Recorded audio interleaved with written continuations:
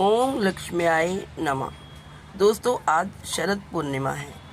शरद पूर्णिमा को कोजागरी पूर्णिमा या रास पूर्णिमा भी कहा जाता है।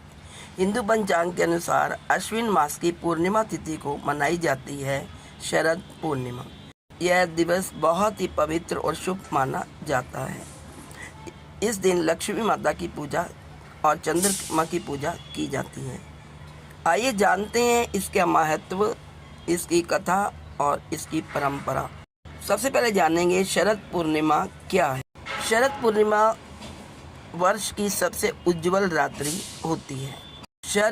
यह दिन वर्ष की सबसे उज्जवल रात्रि शरद पूर्णिमा के दिन वर्ष की सबसे उज्जवल रात्रि होती है, क्योंकि इस दिन चंद्रमा अपनी 16 कलाओं से परिपूर्ण होता है। ऐसी मान्यता है कि चांदनी में अमृत तत्व बरसता है, जो शरीर और मन को शुद्ध करता है। इस रात को भगवान श्री कृष्ण ने ब्रिज की गोपियों के साथ महारास की थी, इसलिए इसे रास पूर्णिमा भी कहा जाता है। माँ लक्ष्मी की उपासना भी इसी दिन की जाती है, इसलिए इसे कोजागरी पूर्णिमा भी कहा जाता है, जिसका अर्थ है कौन जाग रहा है, यानी जो रात भर जाग कर माँ लक्ष्मी की पूजा करता है उस पर ही माँ लक्ष्मी की कृपा होती है।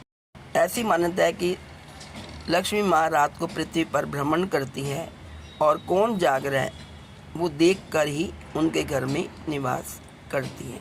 एक धार्मिक कथा के अनुसार माँ लक्ष्मी इस रात पृथ्वी पर घूमती है और जो लोग जागकर उसके पूजा पाठ कर रहे होते हैं उन्हें धन और सुख समृद्धि का आशीर्वाद देती है। इसलिए लोग कहते हैं को जागृति इति कोजागरी, अर्थात जो जाग रहा है उसी को लक्ष्मी जी वरदान देती हैं। आइए जानते हैं इसकी परंपरा और पूजा विधि क्या है। रात को चंद्रमा के निकलने के बाद खीर, दूध और चावल की खीर बनाकर चांदनी में रखा जाता है। माना जाता है कि चंद्रमा की किरणों से खीर में अमृत का तत्व आ जाता है। आधी रात के बाद या अगले दिन सुबह उस खीर को प्रसाद के रूप में ग्रहण किया जाता है। बहुत से लोग इस दिन व्रत रखते हैं और लक्ष्मी जी या कृष्ण जी की पूजा करते हैं।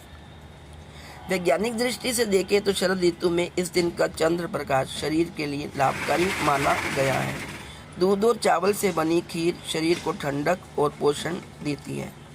चांदनी में बैठना मन को शांत करता है और तनाव घटाता है। वैज्ञानिक दृष्टि से देखें तो शरद ऋतु में इस दिन का चंद्र प्रकाश शरीर के लिए लाभकारी माना गया है। शरद पूर्णिमा आत्मा की शुद्धि, मन की शांति और लक्ष्मी कृपा प्राप्त करने का सुंदर पर्व है। यह दिन सौंदर्य, प्रेम और आरोग्य का प्रतीक माना जाता है। आइए जानते हैं इसकी पूजन विधि।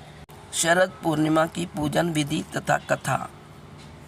साल 2025 में शरद पूर्णिमा आज यानी सोमवार 6 अक्टूबर को मनाई जा रही है। 6 अक्टूबर को पूर्णिमा तिथि का आरंभ दोपहर 12:23 से होगा और तिथि का समापन 7 अक्टूबर को सुबह 9:16 पर होगा। माँ लक्ष्मी, भगवान कृष्ण के अलावा भगवान विष्णु की इस दिन पूजा करनी चाहिए। ऐसा माना जाता है कि जो लोग इस रात जागकर पूजा करते हैं, माता लक्ष्मी उनके घर में प्रवेश करती और अपना आशीर्वाद देती है। चंद्रमा को अर्घ्य भी दिया जाता है। शरद पूर्णिमा की रात चंद्रमा को अर्घ्य देना शुभ माना जाता है। इसके लिए एक कलश लोटे में जल भरें और उसमें थोड़ा सा कच्चा दूध, चावल, मिश्री, चंदन और सफ़ेद फूट डालें। स्नान करके स्वच्छ वस्त्र पहने और चंद्रोदय के बाद चंद्रमा की तरफ मुख करके जल अर्पित करें। धीरे धीरे धार बनाते हुए चंद्रदेव को अर्घ्य दें। ओम श्रीं ह्रीं क्लीं त्रिभुवन महालक्ष्म्याय अस्माकं दारिद्र्याय नाशय प्रचुर धनम देहि देहि क्लीं ह्रीं श्रीं ओम का मंत्र 108 बार जप करें। चंद्रमा को अर्घ्य देने से मानसिक शांति मिलती है और तनाव कम होता है। मन को शीतलता और संतुलन भी मिलता है, जिससे व्यक्ति शांत और पॉजिटिव महसूस करता है। चंद्रमा का संबंध शरीर के जल तत्व से होता है। अर्घ्य देने से मन और शरीर दोनों पर ठंडक का प्रभाव पड़ता है, जिससे सेहत अच्छी रहती है।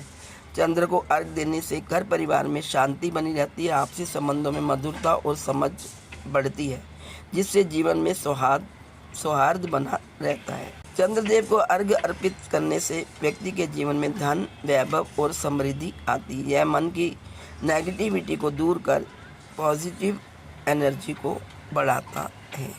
जिनकी कुंडली में चंद्र दोष होता है उन्हें इस दिन जरूर अर्घ्य देना चाहिए। उनके लिए ये लाभकारी हो सकता है।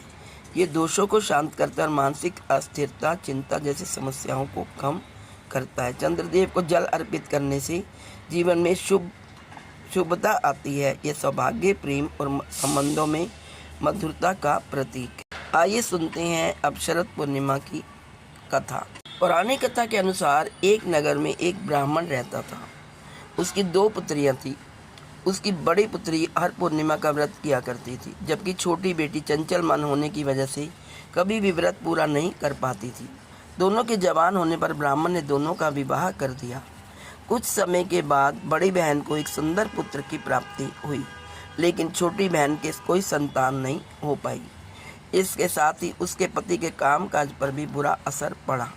ससुराल वालों को जब समझ नहीं आ पाता है तो इस बुरे माहौल की वजह क्या है, तब वे घर में ज्योतिष को बुलाकर पूछते हैं और उसका कारण पूछते हैं। तब ज्योतिषी बताते हैं कि इस सब की वजह पूर्णिमा व्रत का पूरा न रखना और अधूरा छोड़ना है, जिसके कारण तुम्हारी संतान पैदा होते ही मर जाती है। अगर आप पूर्णिमा का व्रत पूरा करेंगी तो आपकी संतान मरेगी नहीं। इस बात को छोटी बहन ने अच्छे से समझ लिया। ऐसे में उसने पूर्णिमा का व्रत किया, लेकिन अगली बार भी जब उसे संतान हुई थी तो उसकी मृत्यु हो गई। अपनी बहन से मिलने बड़ी बहन आई। ऐसे में छोटी बहन से एक पाटा में अपनी मरी संतान को रखकर कपड़े से ढक दिया और उसी के ऊपर अपनी बहन को बैठने के लिए कहा। जैसे ही बड़ी बहन उस पर बैठने की हुई, उसका वस्त्र बच्चे को छू गया और वह तुरंत ही रोने लगा। तब बड़ी बहन ने छोटी बहन से कहा कि अच्छा, मेरे नीचे रखकर मेरे ऊपर तू अपनी संतान की मौत का लांछन लगाना चाहती थी। इस पर छोटी बहन ने कहा कि बहन, मेरी संतान तो पहले से ही मर चुकी थी, लेकिन तेरे पुण्य से वह दोबारा जीवित हो गई है। इसके साथ ही छोटी बहन ने पूर्णिमा व्रत करने का ढिंढोरा पिटवा दिया और वह हर साल इस व्रत को विधिवत तरीके से पूरी करने लगी। तो दोस्तों, ये थी संपूर्ण जानकारी शरद पूर्णिमा के बारे में। आप सबको मेरी तरफ से शरद पूर्णिमा की हार्दिक शुभकामनाएं। माँ लक्ष्मी व माँ भगवान कृष्ण आपके घर में हमेशा सुख समृद्धि बनाए रखें। यदि वीडियो अच्छी लगे तो please like, share and subscribe. Thank you so much.